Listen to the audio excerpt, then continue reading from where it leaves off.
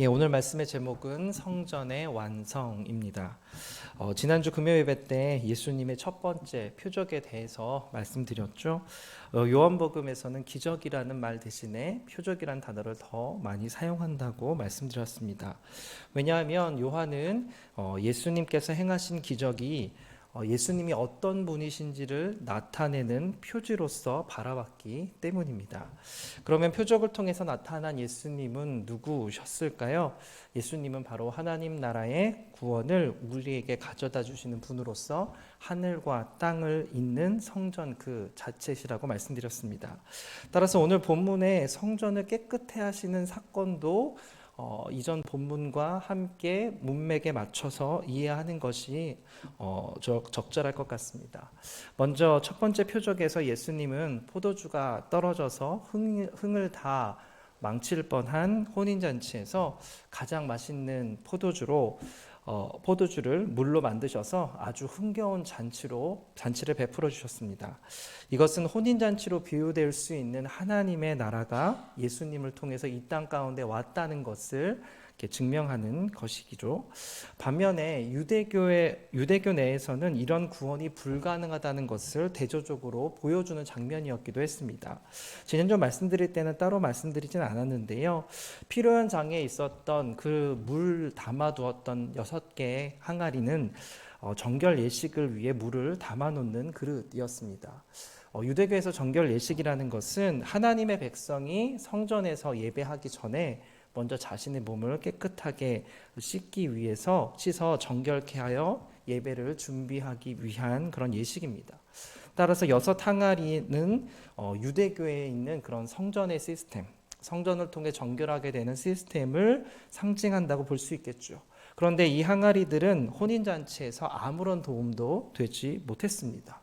즉 유대교의 성전 체제가 진정한 하나님 나라의 잔치를 가져오지 못한다는 걸 의미하는 거죠. 더 심하게 말하면 유대교는 포도주가 다 떨어져 버려서 망쳐버린 그런 잔치와도 다 끝난 잔치와도 같다는 것을 의미합니다. 형식만 남아있을 뿐 진정한 기쁨도 역동적인 생명도 전혀 없는 상태라는 거죠. 따라서 그때 예수님께서 물로 포도주를 만드시며 잔치를 완성시키셨다는 것은 진정한 성전 시스템의 완성을 예수님만이 하실 수 있다는 것을 나타내는 표적이 되기도 합니다. 그래서 나다나엘과의 대화, 그리고 가나의 혼인잔치, 그리고 우리가 함께 읽은 이 성전을 깨끗게 하시는 사건까지 모두가 다 연결되어서 우리는 이해할 수 있습니다. 자, 그렇다면 예수님의 성전 사건을 통해서 우리가 배워야 하고 우리가 붙들어야 할 영적인 그런 원리는 무엇이 있을까요? 첫째로 예배자는 자신의 예배를 늘 점검해야 한다는 것입니다. 따라해 볼까요? 예배자는 나의 예배를 점검해 봐야 한다. 우리 17절 말씀 함께 읽겠습니다. 시작. 제자들이 성경 말씀에 주의 전을 사모하는 열심이 나를 삼키리라 한 것을 기억하더라. 아멘. 예수님께서 6월절에 성전에 들어가셨다가 그곳에서 장사하는 사람들을 보게 됩니다. 그리고 엄청난 분노를 일으키시죠. 우리가 알고 있는 그 인자하신 예수님과는 다른 모습의 그런 장면들을 보이셨습니다. 노끈으로 채찍을 만들어서 양과 소 다 내쫓으시고 또 돈 바꾸는 사람들의 그런 테이블을 다 엎으신 거죠. 네, 한번 상상해 보십시오. 늘 인자하셨고 어디서든 평정심을 잃지 않으셨던 예수님께서 이렇게 막 화를 내고 계신다는 게 그렇게 쉽게 상상이 되시나요? 우리가 익히 읽어온 예수님에 대한 이야기, 또 우리가 상상하고 있는 예수님의 성품으로 볼 때 이런 모습들은 잘 납득이 되지 않는 모습입니다. 그렇다면 예수님께서는 왜 이렇게까지 화를 내셨을까요? 물론 화내실만 하니까 화내셨겠지만 우리는 그 이유에 대해서 고민해 볼 필요가 있습니다. 성전 안에서 장사하는 것이 그렇게 분노할 만한 일이었을까요? 사실 성전에서 하는 이 장사는 유대인들, 특히 예배자들의 편의를 돕기 위해서 시작된 것이었습니다.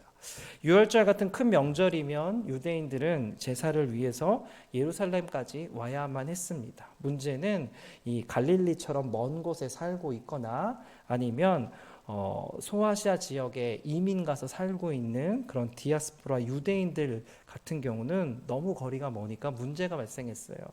며칠 혹은 몇 달을 걸어와야 하는데 사람들이 만약에 제물로 드릴 소나 양을 집에서부터 끌고 온다면 이게 정말 쉬운 일이 아니겠죠. 게다가 제물은 한 가지 조건이 있습니다. 절대로 흠이 있어서는 안 됩니다. 근데 그 먼 거리를 가지고 오다가 처음에 집에서 나올 때는 흠이 없었어도 여행 중에 흠이 생길 수도 있고 병들 수도 있고 다칠 수도 있는 겁니다. 그렇게 조금이라도 제물에 흠집이 나면 바로 불합격 처리가 됩니다.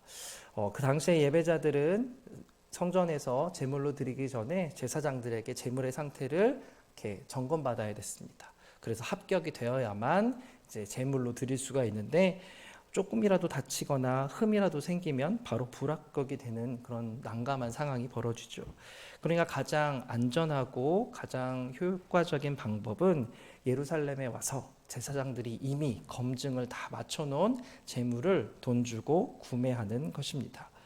아주 합리적이고 좋은 의도라고 볼 수 있죠. 그래서 원래는 이 감람산의 기드론 골짜기에서 이렇게 시장이 열리고 그곳에서 재물을 사고 파는 행위가 있었다고 합니다. 그런데요, 그게 조금 돈이 되어서인지 언제부턴가 대제사장이 명령을 한 거예요. 그곳에서는 더 이상 장을 열지 말고 성전 안에 보면 이방인의 뜰이라는 곳이 있는데 그곳에서 가축을 팔도록 제물로 드릴 짐승들을 팔도록 지시를 하게 된 거죠. 성전세, 세금과 같은 경우도 마찬가지입니다. 당시의 성인 유대인들은 로마 제국 어디에 살고 있던지 예루살렘에 와서 1년에 한 번은 이 성전세를 내야만 했습니다. 그런데 이때 아무런 동전이나 낼 수가 없었어요. 로마 식민지였으니까 로마 동전이 있겠죠? 근데 로마 동전에는 누구의 얼굴이 새겨져 있을까요? 로마 황제의 얼굴이 새겨져 있습니다. 유대인들이 볼 때는 이스라엘 백성들이 볼 때는 그 동전에 새겨져 있는 황제의 얼굴이 그대로 우상인 거예요. 근데 이 우상이 새겨진 동전을 성전 헌금함에 넣을 수 있을까요? 넣을 수가 없죠. 그러다 보니까 이제 성전에 와서 그것을 환전을 해야 되는 것입니다.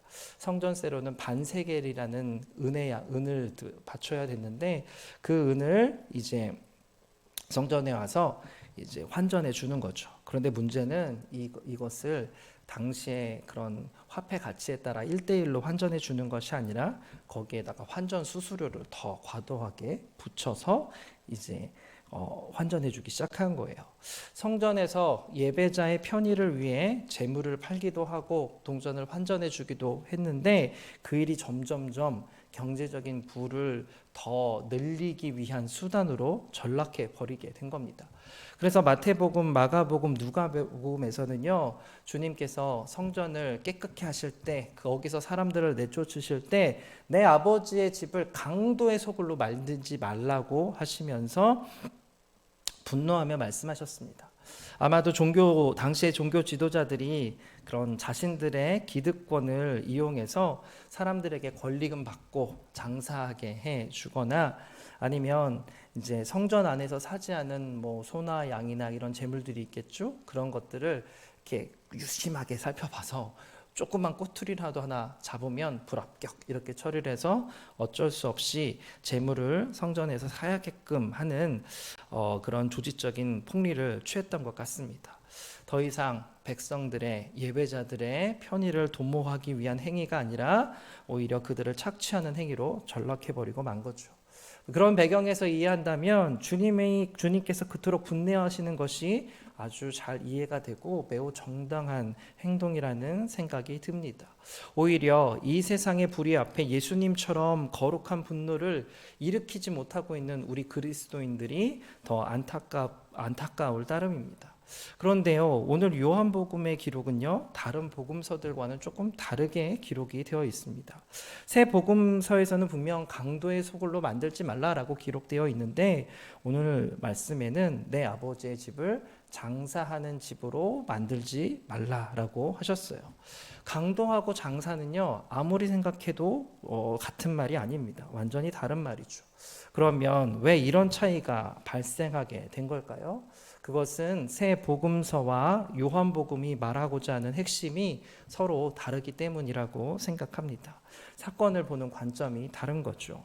물론 장사하는 일이 도둑질은 아니니까 장사하는 집과 강도의 소굴은 결코 같은 말은 아닙니다. 하지만 이 둘 사이에 공통점이 하나 있어요. 그것은 둘 다 성전의 그런 본질적인 기능이 상실되었다라는 것입니다. 결국 요한복음에서 말하고 있는 예수님의 분노는 성전 안에서 불의가 행해지고 있는 그런 장면보다 하나님 앞에 나아가는 데 집중하지 않고 오히려 왁작지껄한 소음과 함께 장사와 흥정에만 열을 올리고 있는 그런 예배자들의 태도에 좀 더 초점을 맞추고 있다고 생각합니다. 이것은 오늘날의 교회에도 동일하게 적용될 수 있겠죠. 교회가 성장하다 보면 자연스럽게 직분자들도 생기고 인적 조직도 생기게 됩니다. 몇몇 교회는 대형화 되기도 하죠. 그래서 세상 사람들은 자주 교회가 기업처럼 되었다라고 이야기합니다. 물론 실제로 세속화되어서 성도 수와 헌금과 수익 사업에만 관심 있는 교회, 아니 더 이상 교회라고 불릴 수 없는 그런 단체들도 존재합니다. 이단으로 분류만 안 됐지 복음이 아닌 세상의 원리가 지배하면서 교회라고 칭하는 곳들도 분명 있을 거예요. 하지만 그런 것을 비난하고 손가락질을 하기 전에 먼저 우리 교회의 모습, 먼저 나의 예배의 모습을 살펴보아야 하는 줄로 믿습니다. 예배하는 시간도 있고 말씀을 배우는 클래스도 진행되고 있고 기도 프로그램으로 바쁘게 돌아가고 있지만 정작 참되게 하나님을 예배하는 그런 성전의 본질적인 기능이 우리 안에 없다면, 우리 삶에 없다면, 우리 공동체 안에 없다면 우리 역시 성전의 본질에서 떠나 있는 것과 다를 바 없다는 것입니다. 사랑하는 여러분, 우리는 주님의 이 경보를 단순히 교회에서 장사하는 것이나 바자회 해도 되냐 안 되냐 하는 문제로 이해하지 않았으면 좋겠습니다. 점심을 공짜로 주는 게 맞느냐, 돈 받고 파는 게 맞느냐의 문제도 당연히 아니겠죠. 다만 예배자들을 위해서 제공되었던 흠없는 짐승과 환전이 오히려 예배의 본질을 망가뜨리는 행위로 언제든 변질될 수 있음을 기억해야 합니다.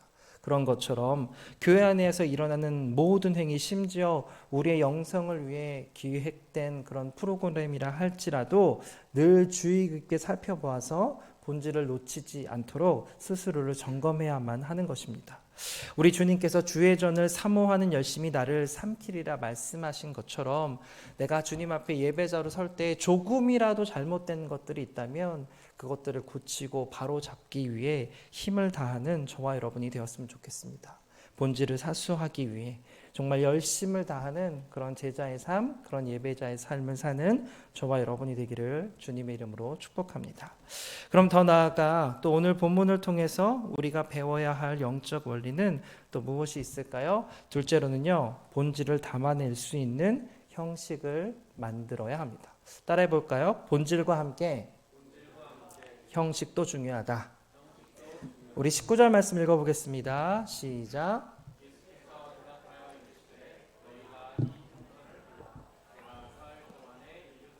아멘. 예수님께서 거룩한 분노로 모든 걸 다 뒤집어 엎으시면서 내 아버지의 집을 장사하는 집으로 만들지 말라고 말씀하십니다. 그러자 유대인들이 예수님께 반문하기 시작하죠. 도대체 당신에게 이렇게 할 권리가, 이렇게 할 권위가 있습니까? 만약 있다면 그 표적을 내게 좀 보여주십시오 라고요. 그러자 주님은요, 너희가 이 성전을 헐라 내가 사흘 동안에 일으키리라 라고 대답하셨습니다. 그런데 조금 이상하지 않습니까? 성전은 내 아버지의 집이니까 더럽히지 말라고 말씀하시면서 어떻게 곧바로 또 성전을 헐어버리라고 말씀하실 수 있을까요? 그 자리에 있었던 예수님의 이 이야기를 듣던 일반 이스라엘 백성들은 무슨 생각을 했을까요? 처음에 상을 뒤엎고 재물을 쫓아낼 때만 해도 와, 역시 예수님 대단하신 분이네. 아, 그동안 저 제사장의 까탈스러운 저 장사꾼들의 저 상술에 맨날 당하기만 했는데, 와, 정말 예수님께서 성전을 하나님의 거룩한 집으로 깨끗게 하시는구나 라고 하면서 내심 환호했을지도 모릅니다. 그런데 뒤이어 예수님께서 그 성전을 헐어버리라는 거예요. 헐어버리라는 것입니다. 아마 그들에게는 엄청난 충격이었을 것입니다. 아마 예수님이 이단처럼 보였을지도 몰라요. 왜냐하면 유대인들에게 있어서 성전은 아주 특별한 곳이기 때문입니다. 성전은 단순한 건물이 아니라 하나님께서 그들 가운데 계신다는 것을 의미하는 증거였어요. 1장에서도 말씀드렸지만 이스라엘 백성들은 출애굽하고 광야에서 40년 동안 살 때 진중앙의 성막에서 그 성막에서 그들 가운데 계신 하나님의 임재를 날마다 경험한 백성들이었습니다. 그리고 가나안에 정착하여 솔로몬 왕에 이르러 드디어 성전을 건축할 수 있었고요. 첫 번째 건축을 하는 그 봉헌식에서는 하나님의 임재가 얼마나 강력했던지 그 누구도 서 있을 수 없어서 다 엎드려 있어야만 했습니다. 그때 솔로몬은 성전을 하나님께 봉헌하면서 기도를 했는데요. 우리 열왕기상 8장 57절 말씀 함께 읽어보겠습니다. 시작. 우리 하나님 여호와께서 우리 조상들과 함께 계시던 것 같이 우리와 함께 계시옵고 우리를 떠나지 마시오며 버리지 마시옵고. 아멘. 이게 무슨 기도이겠습니까? 이스라엘 백성들에게 성전은 단순히 하나님의 계시는 장소가 아니라 하나님께서 그들과 함께 하시며 그들을 지키시고 구원하신다는 증거이자 확신이었던 것입니다. 임마누엘의 하나님, 그들이 임마누엘의 하나님을 어떻게 경험합니까? 성전에 갈 때만 경험할 수 있었던 것이죠. 그러니 그들에게 있어서 성전은 너무너무 중요한 장소입니다. 그런데 그것을 예수님께서 헐어버리라고 말씀하시는 거예요. 사실 제자들도 처음 이 말을 들었을 때 이 말씀의 의미를 전혀 알지 못했습니다. 예수님께서 십자가에 달려 돌아가시고 부활하신 후에야 예수님이 당신의 육체를 가리켜서 성전이라고 하셨다는 것을 알게 되었다라고 요한복음 2장 21절은 기록하고 있죠. 따라서 하나님이 그 백성과 함께 하신다는 증거는 이제 더 이상 성전이 아니라 우리 예수 그리스도이십니다. 임마누엘의 하나님, 우리와 항상 함께 하시는 하나님이 바로 이 예수님이시라는 겁니다. 하나님이 우리를 지키시고 우리 기도를 들으시고 우리와 동행하심을 아는 것은 이제 성전을 통해서가 아니라 오직 예수님을 통해서만 알 수 있습니다. 교회가 성전의 완성이 아니라 예수님이 성전의 완성이 되시는 거죠. 하나님은 여기 이 교회라는 공간에 계시는 것이 아니라 예수님을 믿고 예수님과 연합된 우리 그리스도인들 안에 계시는 것입니다. 이제 건물이 성전이 아닌 사람이 성전인 거예요. 그래서 사도 바울도 고린도 교회 성도들에게 성령이 너희 안에 계시다면 너희가 곧 하나님의 성전인 줄을 알아야 한다라고 강조했습니다. 물론 그렇다고 해서 건물로서의 교회, 장소로서의 예배당이 아무런 의미가 없다는 것은 아닙니다. 요한복음이 기록된 때는 주후 80년에서 90년 경입니다.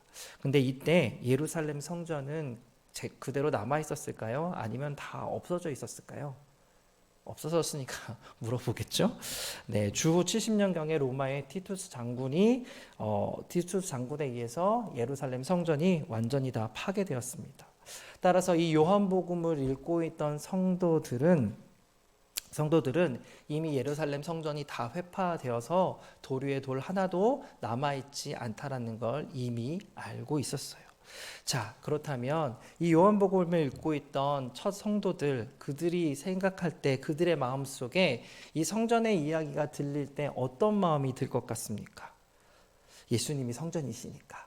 그래, 예루살렘 성전, 그래 아주 파괴 잘 됐네, 잘 무너졌어, 이렇게 할 것 같습니까? 어떨 것 같습니까?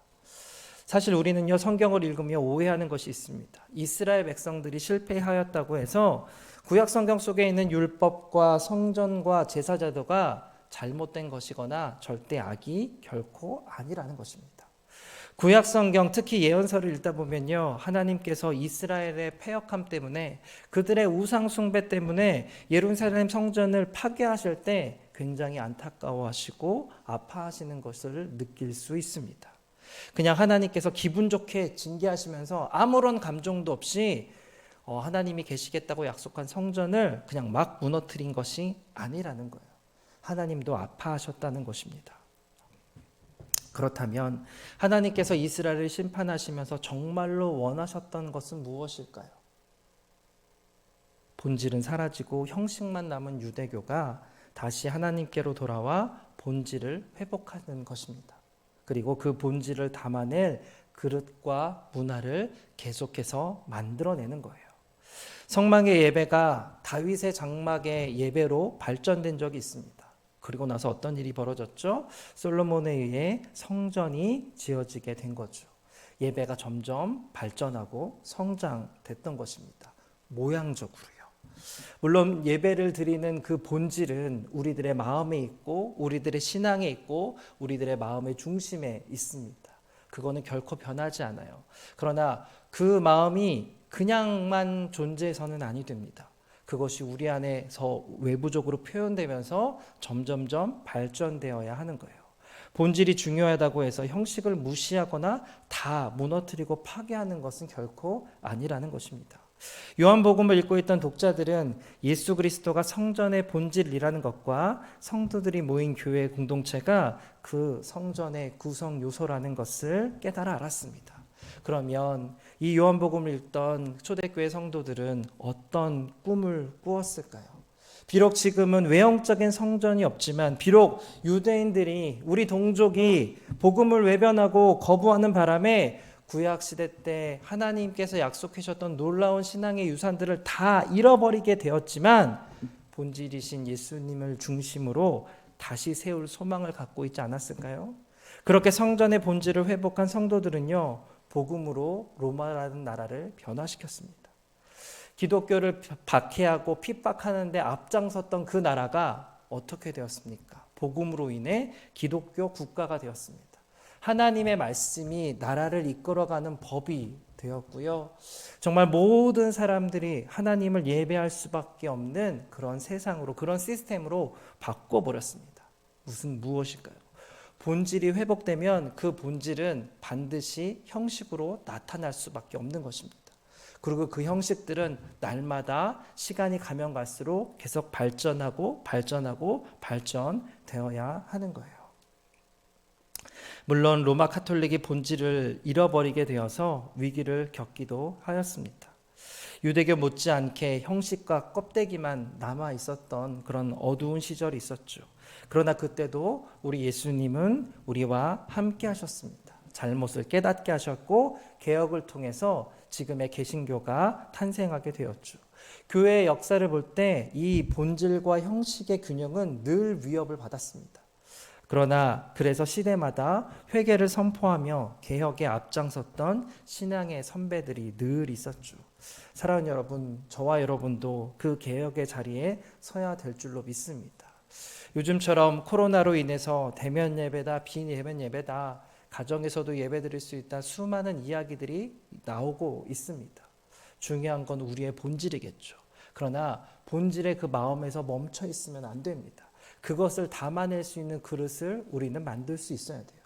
비대면으로 집에서 예배 드릴 수밖에 없다면 우리가 신령과 진정으로 주님 앞에 예배 드리면서 그 예배가 발전될 수 있도록 우리 가정에 새로운 그런 형식들을 만들어 가야 하는 것입니다. 내가 예배를 드릴 때 비대면으로, 온라인으로, 영상으로 예배를 드리더라도 옷가짐은 어떻게 할 것이며 집안은 어떻게 할 것이며 이런 것들을 하나둘 정해야 되는 것입니다. 그냥 본질이 중요하니까 내가 파자마 차림이면 어때?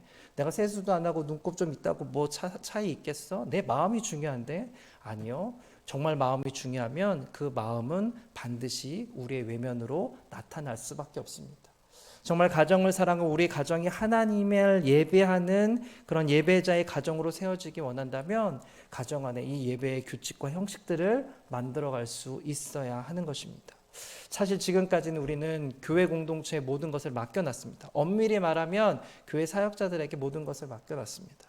모든 예배의 형식과 이런 것들을 갖춰놓고 그냥 우리는 몸 많아서 예배만 드리는 정도. 이제 그것을 극복해야 될 줄로 믿습니다.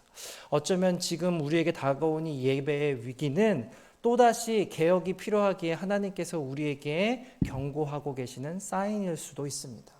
중요한 건 이때도 우리가 잘못하고 우리가 실수하고 심지어 성전 안에서 정말 말도 안 되는 강도의 짓이 벌어지고 있다 하더라도 하나님께서는 예수님께서 그 자리에 계셔서 그것을 적극적으로 해결하시려고 하셨던 것처럼 우리의 그런 잘못된 예배의 습관 가운데도 동일하게 역사하실 줄로 믿습니다.